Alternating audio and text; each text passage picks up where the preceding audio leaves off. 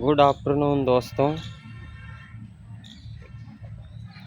ये छोटा सा ब्लॉग बना रहा हूँ मैं।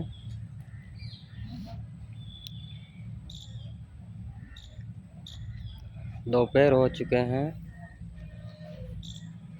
चाय का टाइम हो गया है। चाय पीने के लिए बाहर निकले हैं। चाय वगैरह पी लेते हैं दोस्तों। ठंड के मौसम में जब भी टाइम मिलता है तो चाय पीते हैं। चाय से थोड़ा गर्मी महसूस होता है।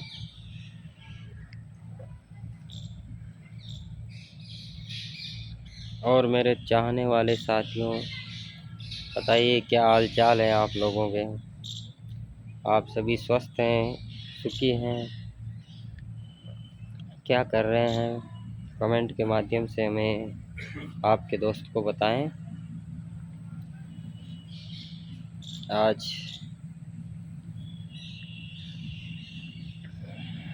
23 जनवरी 2026 है। कुछ संकेत मिल रहे हैं, अब आपके भाई की लाइन चेंज होने वाली है। इस साल में किसी अलग लाइन में चला जाएगा, जिस लाइन की आपका भाई काबिलियत रखता है। अगर भगवान ने चाहा, भोलेनाथ ने, तेजल सरकार ने, तो उस लाइन में हम तेलखा मचाएंगे, क्योंकि बने ही उस लाइन के लिए ही हैं। हम किसी को बोल नहीं रहे हैं, लेकिन हमें आगे से लोग बोल रहे हैं। हम उसको संकेत ही मान रहे हैं अभी तक। तो ऐसी लाइन है जिसे हम खुद पसंद करते हैं, उस लाइन में जीवन भर रहना चाहते हैं, काम करना चाहते हैं। बाकी नौकरी पेशा दूसरी लाइनें सब हमारे लिए टेम्परेरी हैं। टेम्परेरी इसलिए हैं कि हम इच्छुक नहीं हैं। हम इच्छुक हैं जिस काम को करने के लिए, वो काम हमें अभी मिला नहीं है। मिलेगा भगवान की कृपा से, तो उसमें हम अपना 100% देंगे।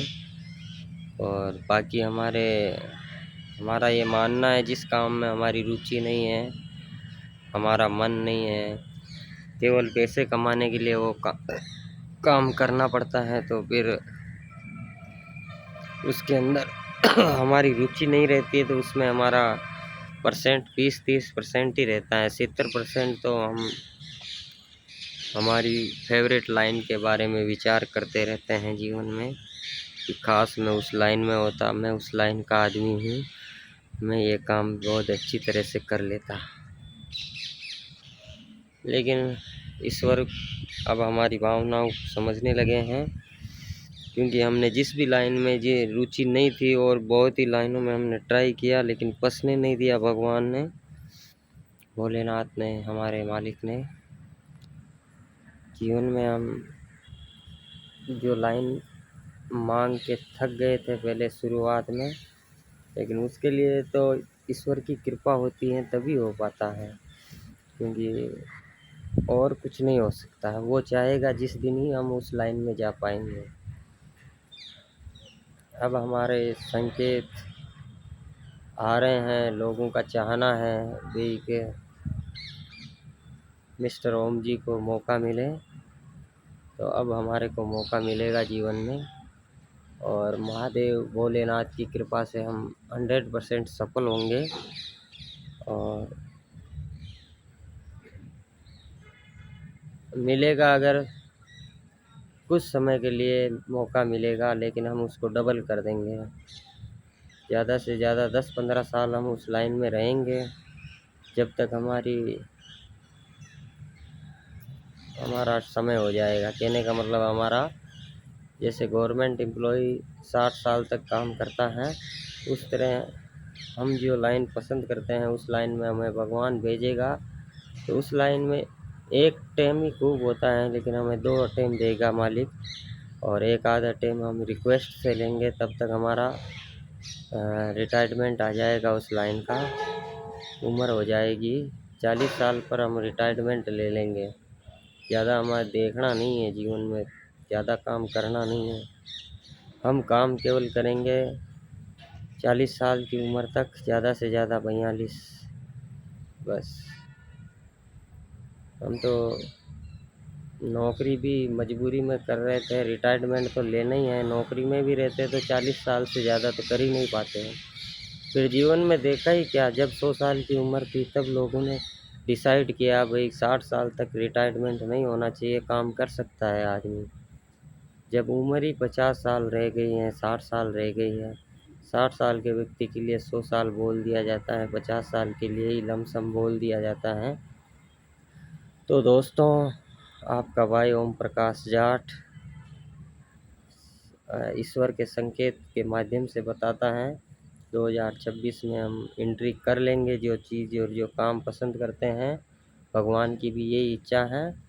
हमें चाहने वालों के लिए एक खुशखबरी है, क्योंकि हम दिल फरियाद रहेंगे, क्योंकि हमारी इतनी उम्र निकली है, हमने बहुत संघर्ष किया है, लेकिन उसका फल अब मिलेगा। तो फल को हम अकेले कभी नहीं खाएंगे। जीवन में जो भी हमारे साथी हैं, दोस्त हैं, परिवार हैं, हम अगर रोज़ के 100 रुपये कमाएंगे तो हमारी जेब में उससे 10 रुपये भी नहीं बचाएंगे। कहने का मतलब हम बांट देंगे, और वो 10 रुपये मान लो करोड़ों के बराबर माने जाएंगे हमारे लिए। Love you guys. मेरे चाहने वालों के लिए ये बहुत बड़ा धमाका है खुशखबरी का, क्योंकि आपका भाई भोलेनाथ से भी प्रार्थना करता है, तेजल सरकार से भी प्रार्थना करता है, जिसका कि जीवन भर हमारे ऊपर आशीर्वाद रहेगा, तेजल तपधारी का और ईश्वर भोलेनाथ का। और बहुत जल्द आप हमारे बारे में अगर ये ब्लॉग देख लेंगे तो पहले से मालूम रहेगा, नहीं तो फिर आप धमाके की एंट्री के साथ देखेंगे। ब्लॉग को समय हो गया होगा तो पहले मैंने एंट्री मार दी, यह संकेत बताया ईश्वर का, सरकार का।